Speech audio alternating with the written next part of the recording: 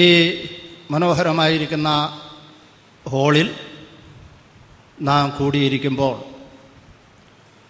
നാം എല്ലാവരും ഒരുപക്ഷെ ഇങ്ങനെ ചിന്തിക്കും, ഇത്രയും മനോഹരമായിരിക്കുന്ന ഒരു ഹാള് കുമ്പനാട് സഭയോടുള്ള ബന്ധത്തിൽ ആ സഭയുടെ വളർച്ചയുടെ ഒരു നാഴികക്കല്ലായി നമുക്കിതിനെ പരിഗണിക്കാം എന്നുള്ളത്.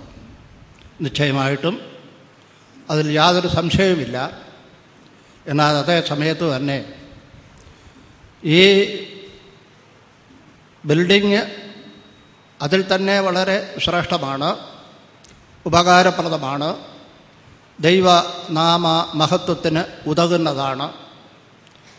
എന്നാൽ ഒരു സഭയുടെ വളർച്ചയോടുള്ള ബന്ധത്തിൽ ഈ കെട്ടിടത്തിൻ്റെ വലിപ്പമല്ല സഭയുടെ വളർച്ചയുടെ മാനദണ്ഡം എന്ന് വളരെ വിനയത്തോടുകൂടി ദൈവവചനത്തിൻ്റെ അടിസ്ഥാനത്തിൽ ഓർപ്പിക്കുവാൻ ഞാൻ ആഗ്രഹിക്കുകയാണ്.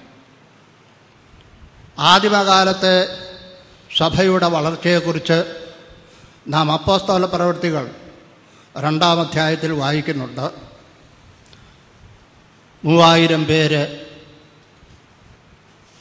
അത് കഴിഞ്ഞതിന് ശേഷം 5000 പേര്, പിന്നെ അവരുടെ എണ്ണം വർദ്ധിച്ചു. പിന്നെയും നമ്മൾ വായിക്കുന്നുണ്ട് അവരുടെ എണ്ണം വളരെ വളരെ വർദ്ധിച്ചു. ഇങ്ങനെയുള്ള ഒരു ആത്മീയ വർധനവിൻ്റെ മാനദണ്ഡം അപ്പോസ്തല പ്രവൃത്തികളിൽ നമുക്ക് കാണുവാൻ സാധിക്കും.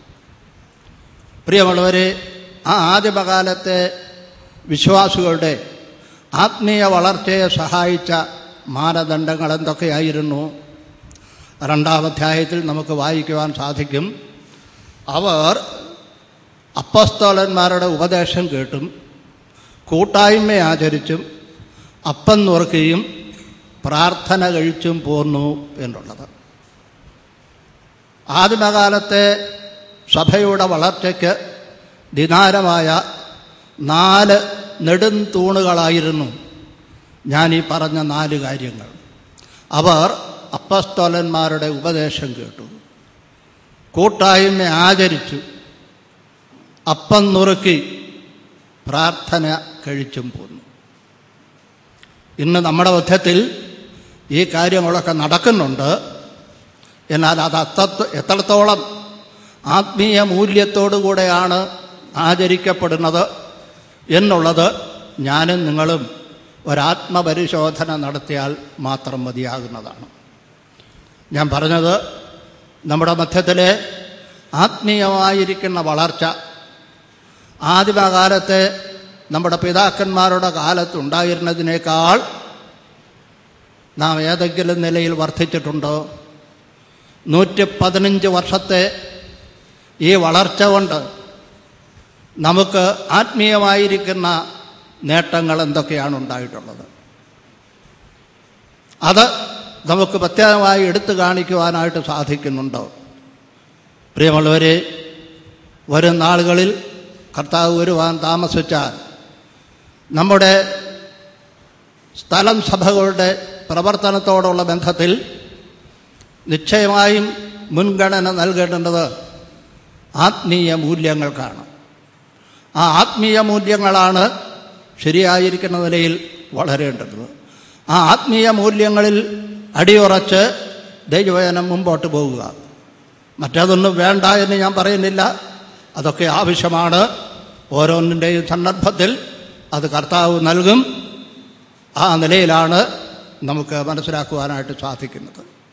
ഞാൻ ഉദ്ഘാടന സന്ദേശം എന്നുള്ള നിലയിൽ ദൈവവചനത്തിൽ നിന്ന് ഒരു വേദഭാഗം നിങ്ങളുടെ ചിന്തയിലേക്ക് കൊണ്ടുവരുവാൻ ഞാൻ ആഗ്രഹിക്കുകയാണ്. യെശയ്യാ പ്രവചനം 35-ാം അധ്യായം. യെശയ്യാ പ്രവചനം 35-ാം അധ്യായം, അതിൻ്റെ ആദ്യത്തെ 2 വാക്യങ്ങൾ നമുക്കൊന്ന് നോക്കാം. മരുഭൂമിയും വരണ്ട നിലവും ആനന്ദിക്കും, നിർജ്ജന പ്രദേശം ഉല്ലസിച്ച് പനിനീർ പുഷ്പം പോലെ പൂക്കും. അത് മനോഹരമായി പൂത്ത് ഉല്ലാസത്തോടും ഘോഷത്തോടും കൂടെ ഉല്ലസിക്കും. ലബാനോൻ്റെ മഹത്വവും കർമ്മേലിൻ്റെയും ഷാരോൻ്റെയും ശോഭയും അതിന് കൊടുക്കപ്പെടും. അവർ യഹോവയുടെ മഹത്വവും നമ്മുടെ ദൈവത്തിൻ്റെ തേജസ്സും കാണും. ഈ യെശയ്യാ പ്രവചനം നാം പഠിക്കുമ്പോൾ യെശയ്യാ പ്രവചനത്തെക്കുറിച്ച് വേദവ്യാഖ്യാതാക്കൾ പറയുന്നത് this is A little Bible എന്നാണ്. യെശയ്യാ പ്രവചനം ഒരു കൊച്ചു വേദപുസ്തകമാണ്. അതിൻ്റെ വിശദീകരണത്തിലേക്ക് ഞാൻ കടക്കണമോ? ഒരളവിൽ വളരെ അർത്ഥവത്തായിരിക്കുന്ന ഒരു കാര്യമാണ്. The book of Hosea is A little Bible. ഞാൻ ഒന്ന് രണ്ട് കാര്യം പറയട്ടെ. യെശയ്യാ പ്രവചനത്തിന് 66 അധ്യായങ്ങളാണല്ലോ ഉള്ളത്. അതുപോലെ തന്നെ ദൈവവചനത്തിൽ 66 പുസ്തകങ്ങളാണുള്ളത്. 66 പുസ്തകങ്ങളിൽ ആദ്യത്തെ ഭാഗം പഴയ നിയമം, അതിൽ 39 പുസ്തകങ്ങൾ. ഇസ്രായേൽ ജനങ്ങളോടുള്ള ബന്ധത്തിൽ അവരുടെ പാപാവസ്ഥയിൽ നിന്ന് അവരെ ദൈവസന്നിധിയിലേക്ക് ആനയിക്കുവാൻ പര്യാപ്തമായ ശ്രേഷ്ഠന്മാരായിരിക്കുന്ന വിലയേറിയ പ്രവാചകന്മാരുടെ സന്ദേശങ്ങൾ നമുക്ക് കാണുവാനായിട്ട് സാധിക്കും. അത് കഴിഞ്ഞതിന് ശേഷം 40-ാം അധ്യായം തുടങ്ങി നമുക്ക് വായിക്കുമ്പോൾ 27 അധ്യായങ്ങൾ. ആ അധ്യായങ്ങളിൽ പുതിയ നിയമം ആരംഭിക്കുന്നത് പോലെയല്ലേ 40-ാം അധ്യായം ആരംഭിക്കുന്നത്? ഇതാ മരുഭൂമിയിൽ ഒരുവൻ വിളിച്ചു പറയുന്ന ശബ്ദം. യോഹന്നാൻ സ്നാപകൻ്റെ വാക്കുകളോടുകൂടെയാണല്ലോ സുവിശേഷങ്ങൾ ആരംഭിക്കുന്നത്. ഇതേ വാക്കുകൾ തന്നെ നമുക്കവിടെ കാണുവാൻ സാധിക്കും. അതുപോലെ പുതിയ നിയമത്തിൻ്റെ അവസാന പുസ്തകമായിരിക്കുന്ന വെളിപ്പാട് പുസ്തകം, അതിൻ്റെ അവസാന അധ്യായത്തിൽ പുതുവാന ഭൂമിയോടുകൂടെയാണ് ആ പുസ്തകം അവസാനിക്കുന്നത്. ഈ നിലയിൽ ഈ യെശയ്യാ പ്രവചനം ഒരു കൊച്ചു വേദപുസ്തകമാണെന്ന് പറഞ്ഞാൽ അത് വളരെ അർത്ഥവത്തായിരിക്കുന്ന ഒരു കാര്യമാണ്. ഞാൻ അങ്ങനെയുള്ള വിശദീകരണത്തിലേക്ക് കടക്കുന്നില്ല. ഈ പറഞ്ഞ നമ്മളിപ്പോൾ വായിച്ചു കേട്ട ആ വേദഭാഗം അതെന്തിനോടുള്ള ബന്ധത്തിലാണ് എഴുതിയിരിക്കുന്നത്? ചില വ്യാഖ്യാതാക്കൾ പറയുന്നത് ഇസ്രായേൽ ജനം അവരുടെ ബാബിലോന്യ അടിമത്വത്തിൽ നിന്ന് മടങ്ങി വന്നപ്പോൾ സന്തോഷത്തിൻ്റെ ആധിക്യം കൊണ്ട് അവരെക്കുറിച്ച് പറഞ്ഞിരിക്കുന്ന വാക്കുകളാണ് ഇത് എന്നാണ്. നിങ്ങളൊരു പാട്ട് പാടാമോ എന്ന് അവർ ചോദിച്ചപ്പോൾ അവർ പറഞ്ഞു, ഈ അന്യദേശത്ത് ഞങ്ങൾക്കെങ്ങനെ പാടുവാനായിട്ട് കഴിയും? അവരവരുടെ മണിവീണകൾ അലരി വൃക്ഷങ്ങളിൽ തൂക്കിയിട്ട് അവർക്ക് പാടുവാനായിട്ട് സാധിക്കില്ല. എന്നാൽ അവർ മടങ്ങി വന്നപ്പോൾ അവർക്ക് ആനന്ദമുണ്ട്, പാട്ടുണ്ട്, സന്തോഷമുണ്ട്. ഒരു പക്ഷേ അതായിരിക്കാം പശ്ചാത്തലം.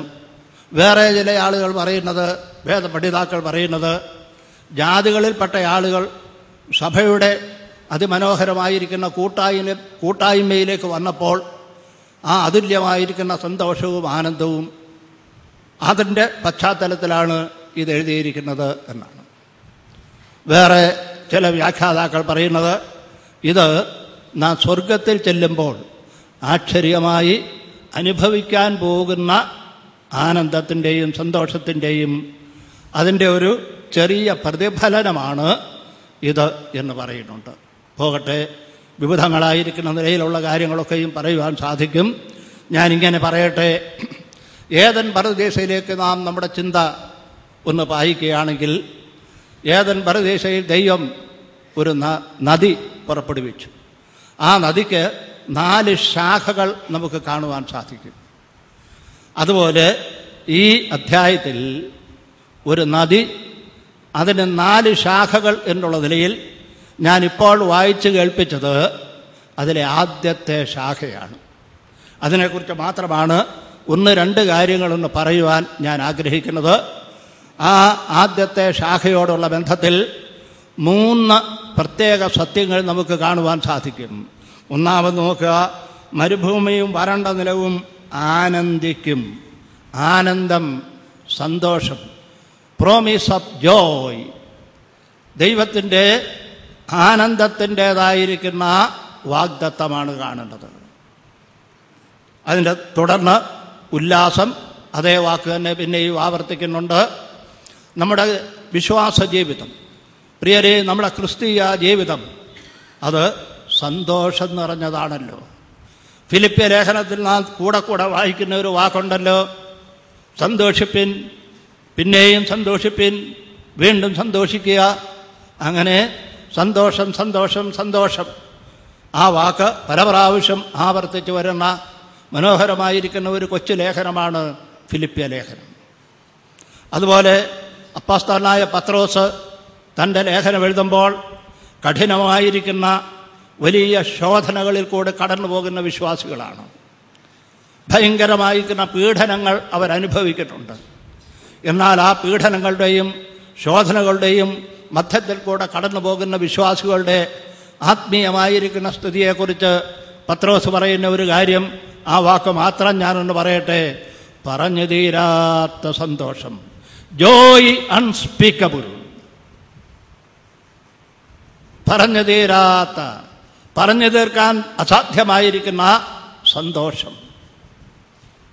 നമുക്ക് ആ സന്തോഷമുണ്ടെന്ന് അവകാശപ്പെടാൻ സാധിക്കുമോ? നാമും വിശ്വാസികളല്ലേ? പത്രോസിൻ്റെ കാലത്തുള്ള ആ വിശ്വാസികൾ നേരിട്ട യാതൊരു ബുദ്ധിമുട്ടുകളും പ്രയാസങ്ങളും പീഡനങ്ങളും നമുക്കില്ല. എന്നാൽ നമ്മുടെ ഓരോരുത്തരുടെയും ക്രിസ്തീയ ജീവിതത്തോടുള്ള ബന്ധത്തിൽ പറഞ്ഞു തീരാത്ത ആനന്ദം.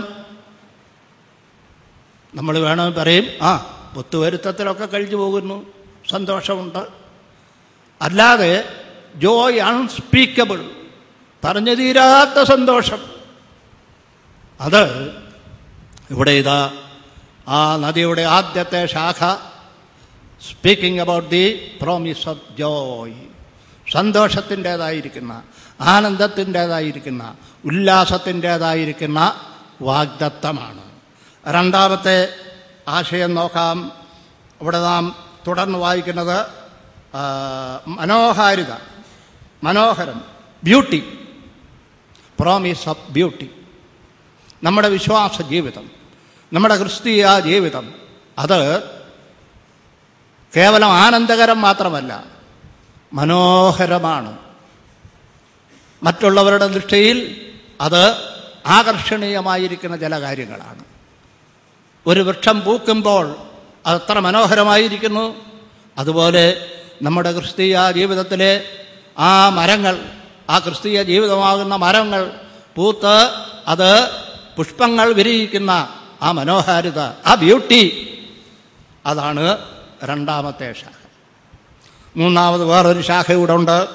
അവിടെ നാം വായിക്കുന്നത്, അവർ യഹോവയുടെ മഹത്വം, നമ്മുടെ ദൈവത്തിൻ്റെ തേജസ്സും കാണും. Promise of glory. ആദ്യത്തെ ഞാൻ പറഞ്ഞത് പ്രോമിസ് ഓഫ് ജോയ്, ആനന്ദത്തിൻ്റെതായിരിക്കുന്ന വാഗ്ദത്തം. രണ്ടാമത്തത് പ്രോമിസ് ഓഫ് ബ്യൂട്ടി, ഭംഗിയുടേതായിരിക്കുന്ന, മനോഹാരിതയുടേതായിരിക്കുന്ന വാഗ്ദത്തം. ഏറ്റവും ഒടുവിലായി നാം വായിക്കുന്നത് മഹത്വം, അതുപോലെ തന്നെ തേജസ്, പ്രോമിസ് ഓഫ് ഗ്ലോറി. നമ്മുടെ വിശ്വാസ ജീവിതത്തോടുള്ള ബന്ധത്തിൽ ശ്രേഷ്ഠമായിരിക്കുന്ന ഒരു അന്ത്യമാണല്ലോ നമുക്കുള്ളത്. നാം ഇപ്പോൾ തന്നെ ദൈവ തേജസ് ധരിക്കുന്നവരാണ്. എന്നാൽ ഒരു ദിവസം നമുക്കെല്ലാവർക്കും അറിയാം, നാം തേജസ്സിന്മേൽ തേജസ് പ്രാപിച്ച് കർത്താവായ യേശു ക്രിസ്തുവിൻ്റെ അതേ തേജസ്സിലേക്ക് നാം മാറുവാൻ പോവുകയാണ്. അതേ തേജസ്സേറിയ ശരീരം എനിക്കും നിങ്ങൾക്കും ലഭ്യമാകുവാനായിട്ട് പോവുകയാണ്. നോക്കുക, മനോഹരമായിരിക്കുന്ന ആ നദിയുടെ ആദ്യത്തെ ശാഖയെക്കുറിച്ച് മാത്രമേ ഞാൻ പറഞ്ഞുള്ളൂ. ഇനി നമുക്ക് സമയമില്ലാത്തതുകൊണ്ട് ഞാൻ എൻ്റെ വാക്കുകൾ ഇവിടെ നിർത്തുകയാണ്. പ്രിയമുള്ളവരെ, വരും ദിവസങ്ങളിൽ നമ്മുടെ ആത്മീയ ജീവിതത്തെ പരിപുഷ്ടമാക്കുവാൻ തക്കവണ്ണം കർത്താവ് സഹായിക്കട്ടെ. ഈ മെസ് ഹോളിനെ സംബന്ധിച്ച് ഇതിൻ്റെ പ്രവർത്തനം ഇത്രത്തോളം നല്ല ഭംഗിയായിട്ട് നടന്നു. തുടർന്നും ഇതിൻ്റെ പ്രവർത്തനം വളരെ ഭംഗിയായി അതിൻ്റെ പൂർണ്ണതയിൽ എത്തിച്ചേരുവാൻ തക്കവണ്ണം കർത്താവ് ധാരാളമായി സഹായിക്കട്ടെ എന്നുള്ള പ്രാർത്ഥനയോടും ആശംസയോടും കൂടി ഞാൻ എൻ്റെ വാക്കുകൾ ഇവിടെ പര്യവസാനിപ്പിക്കുന്നു. ദൈവാതിരുനാമം ഇന്നും എന്നേക്കും വാഴ്ത്തപ്പെടുമാറാകട്ടെ. അടുത്തതായി സ്തോത്ര ശുശ്രൂഷയാണ്.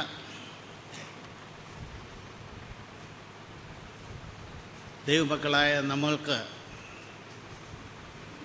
നാം പ്രാർത്ഥിക്കുകയും ആഗ്രഹിക്കുകയും ചെയ്ത പോലെയുള്ളതായ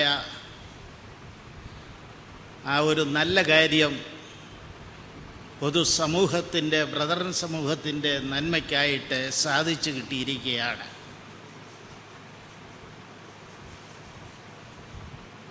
അതോടുള്ള ബന്ധത്തിൽ ദൈവസന്നിധിയിൽ സ്തോത്രം ചെയ്ത് നന്ദി അറിയിച്ച് അവനെ സ്തുതിക്കുകയും നമുക്ക് ദൈവത്തെ മഹത്വപ്പെടുത്തുകയും ചെയ്യാം. സ്തോത്ര ശുശ്രൂഷയ്ക്കായിട്ട് 4 പേരെയാണ് ഇവിടെ ഉദ്ദേശിച്ചിരിക്കുന്നത്. ഒന്ന് സുവിശേഷകൻ വി മാത്യു, ഒന്ന് ബ്രദർ CA ജോർജ്, അടുത്തതായി ബ്രദർ CD ചെറിയാൻ, അടുത്തതായി ബ്രദർ ജോൺ മാത്യു. ഇവർ ചുരുക്കമായിട്ട് സ്തോത്രം ചെയ്യണം. 3 മിനിറ്റിൽ താഴെ മാത്രമേ സമയമെടുക്കാവൂ. നമുക്ക് താഴോട്ട് പ്രോഗ്രാമുകളുണ്ട്. അത് തക്ക സമയത്ത് നിവർത്തിച്ച് കിട്ടുവാൻ വേണ്ടി സംബന്ധിക്കുന്നവർ ദയവായി ചുരുക്കമായിട്ട് സമയം ചെലവഴിക്കണം എന്ന് ഓർപ്പിക്കുന്നു. ആദ്യമായി ഇവാഞ്ചലിസ്റ്റ് വി മാത്യു.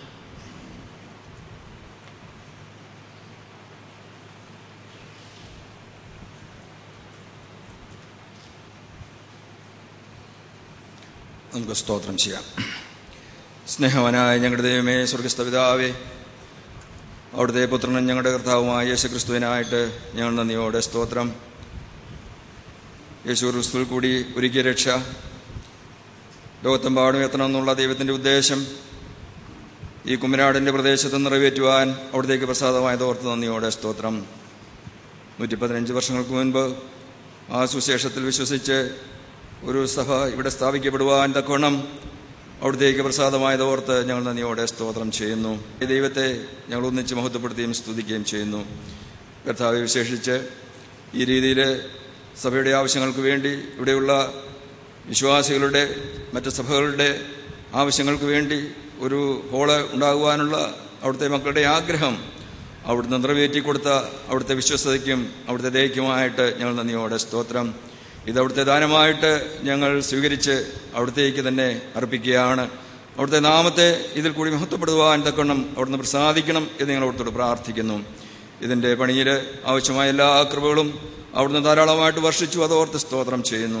ഇതിൻ്റെ പിന്നിൽ പ്രവർത്തിച്ച എല്ലാ പ്രിയപ്പെട്ടവരെയും ഓർത്ത് ഞങ്ങൾ തിരുമേനിക്ക് നന്ദിയോടെ സ്തോത്രം. സാമ്പത്തികമായിട്ട് സഹായിച്ചവരുണ്ട്, തങ്ങളുടെ സാങ്കേതികമായ അറിവ് ഇതിനുവേണ്ടി ഉപയോഗിച്ചവരുണ്ട്, പ്രാർത്ഥിച്ചവരുണ്ട്, പ്രോത്സാഹിപ്പിച്ചവരുണ്ട്. എല്ലാവരെയും ഓർത്ത് ഞങ്ങൾ തിരുമേനിക്ക് നന്ദിയോടെ സ്തോത്രം. യാതൊരു പ്രയാസങ്ങളോ അപകടങ്ങളോ ഒന്നും കൂടാതെ വണ്ണം ഇത് പൂർത്തീകരണത്തിലേക്ക് കൊണ്ടുവന്ന് ഈ വിശാലതയിലേക്ക് ഞങ്ങളെ കൊണ്ടുവന്ന വലിയവനായ ദൈവത്തെ ഞങ്ങൾ വീണ്ടും മഹത്വപ്പെടുത്തുകയും സ്തുതിക്കുകയും ചെയ്യുകയാണ്. ഞങ്ങളെ അവിടുത്തെ വചനത്തിൽ കൂടി ഓർപ്പിച്ചതുപോലെ ഭൗമികമായ നന്മകൾ ഞങ്ങൾക്ക് ലഭിക്കുമ്പോൾ അതിനേക്കാൾ അധികം ആത്മീയമായ നന്മകൾക്ക്, അനുഗ്രഹങ്ങൾക്ക് കൂടുതൽ പ്രാധാന്യം കൊടുത്തുകൊണ്ട് ഞങ്ങളുടെ ക്രിസ്തീയ ജീവിതം നയിക്കുവാൻ തക്കണം ഞങ്ങളെ കൂടുതലായി സഹായിക്കണം എന്ന് നിങ്ങളോടത്തോട് പ്രാർത്ഥിക്കുന്നു. ഇതിനാലുള്ള എല്ലാ മഹത്വവും അവിടുന്ന് തന്നെ എടുക്കുമാറാകണമേ. മാനവും മഹത്വവും പുകഴ്ചയും അവിടുത്തെ പാദപീഠത്തിൽ തന്നെ ഞങ്ങൾ സമർപ്പിക്കുന്നു. കർത്താവായ യേശു ക്രിസ്തുവിൻ്റെ അതിമഹത്വമുള്ള നാമത്തിൽ തന്നെ ആമേൻ. നമുക്ക് വീണ്ടും സ്തോത്രം ചെയ്യാം. പരിശുദ്ധനും നിത്യനുമായ സ്വർഗീയ പിതാവാം ദൈവമേ, അവിടുത്തെ വിലയേറിയ നാമത്തിൽ അവിടുത്തെ മക്കളായ ഞങ്ങൾക്ക് വിവിധ സ്ഥലങ്ങളിൽ നിന്ന് ഇവിടെ കടന്നു വന്ന് അവിടുത്തെ സന്നിധിയിൽ ഇരുന്ന് നന്ദിയോടുകൂടി അങ്ങയെ സ്തുതിക്കുവാനും മഹത്വപ്പെടുത്തുവാനും ഈ നിലയിലുള്ള സാവകാശം നൽകി തന്നതിന് വേണ്ടി സ്തോത്രം ചെയ്യുന്നു. കർത്താവെ, കുമ്പനാട് സഭയ്ക്ക് വേണ്ടി ഞങ്ങൾ അങ്ങയെ സ്തുതിക്കുന്നു. കഴിഞ്ഞ 115 വർഷമായിട്ട് ഈ പ്രദേശത്ത് അവിടുത്തെ സാക്ഷ്യം നിലനിർത്തുവാൻ തക്കവണ്ണം സഭയായി ഇടയവരായി ഞങ്ങൾക്ക് ഇടയാക്കിക്കൊണ്ടിരിക്കുന്നു. അതോർത്ത് ഞങ്ങളങ്ങയെ സ്തുതിക്കുന്നു. കഴിഞ്ഞ കാലങ്ങളിൽ അവിടുന്ന് നടത്തിയ വഴികളെ ഓർത്ത് ഞങ്ങൾ നന്ദിയോടുകൂടി അങ്ങയെ സ്തുതിക്കുകയും മഹത്വപ്പെടുത്തുകയും ചെയ്യുന്നു. കർത്താവെ, കഴിഞ്ഞ കാലങ്ങളിൽ സഭയിലെ വിശ്വാസികൾ ആഗ്രഹിക്കുകയും പ്രാർത്ഥിക്കുകയും ചെയ്തതിന് പ്രകാരം ഈ നിലയിലുള്ള ഒരു ഹോള് ഈ നിലയിൽ പൂർത്തീകരിച്ച് കാണുവാനും കർത്താവെ, സ്തോത്ര ശുശ്രൂഷ ഇന്ന് ഈ നിലയിൽ നിവർത്തിക്കുവാനും അവിടുന്ന് ഇടയാക്കിയ അവിടുത്തെ വലിയ കൃപയെ ഓർത്ത് സ്തോത്രം ചെയ്യുന്നു.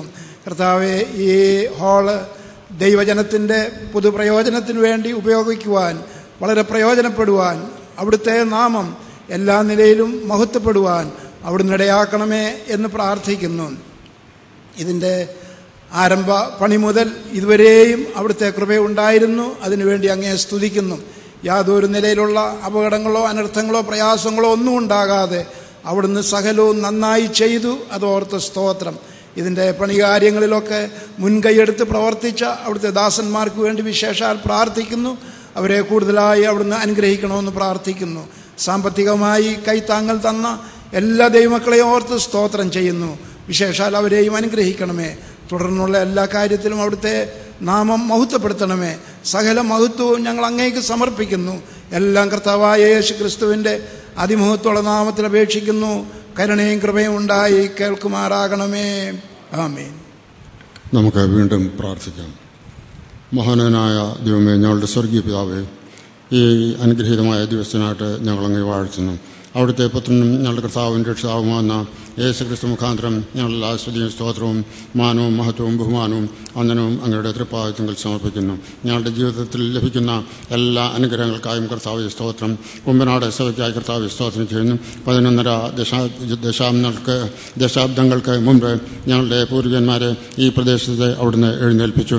ആത്മീയ വെളിച്ചം വളരെ കർത്താവ് മങ്ങിയിരുന്ന ആ കാലഘട്ടത്തിൽ അവർക്ക് സത്യസുവിശേഷത്തിൻ്റെ പ്രകാശം അവിടുന്ന് കർത്താവ് കൊടുത്തു. അങ്ങനെ ഇവിടെ ഒരു ദീപം കൊളുത്തുവാൻ കൊണ്ടും അങ്ങേക്ക് പ്രസാദമായി ഞങ്ങളുടെ ആ പിതാക്കന്മാർക്കായിട്ട് ഞങ്ങളങ്ങ് വാഴ്ത്തുന്ന കർത്താവ് അത് ആത്മീയമായി ആ കുമ്പനാട് സഭയെ അവിടുന്ന് അനുഗ്രഹിച്ചു. അതോടൊപ്പം തന്നെ ഭൗമികമായും കൊടുത്തിട്ടുള്ള എല്ലാ നന്മകൾക്കായും അനുഗ്രഹങ്ങൾക്കായും കർത്താവ് സ്തോത്രം. ഇവിടെ ഇപ്പോൾ ഇങ്ങനെ മനോഹരമായ ഒരു കെട്ടിടം ദൈവജനത്തിൻ്റെ ഈ മേഖലയിലുള്ള ദൈവജനത്തിൻ്റെ അനുഗ്രഹത്തിനായി ഭൗതികമായിട്ടുള്ള കാര്യങ്ങളുടെ ഉപയോഗത്തിനായി അവിടുന്ന് നൽകിയതിനാൽ ഞങ്ങളങ്ങ് വാഴ്ത്തുന്നു. പ്രതികൂലങ്ങൾ അത് വളരെ ഉണ്ടായിരുന്നു എങ്കിലും അതിനെയൊക്കെയും അതിജീവിച്ച് പണി ഇതുവരെയും കർത്താവെ നിർവഹിപ്പാൻ കൊണ്ടും പൂർത്തീകരിക്കുവാൻ കൊണ്ടും അവിടുന്ന് കൃപ നൽകിയതോർത്ത് സ്തോത്രം ചെയ്യുന്നു. ഇനിയും അല്പകാര്യങ്ങളൊക്കെ ബാക്കി ഉണ്ടായിരിക്കാം. അതൊക്കെയും യഥാസമയം പൂർത്തീകരിക്കുവാൻ കൊണ്ടും അവിടുന്ന് കൃപയണമേ.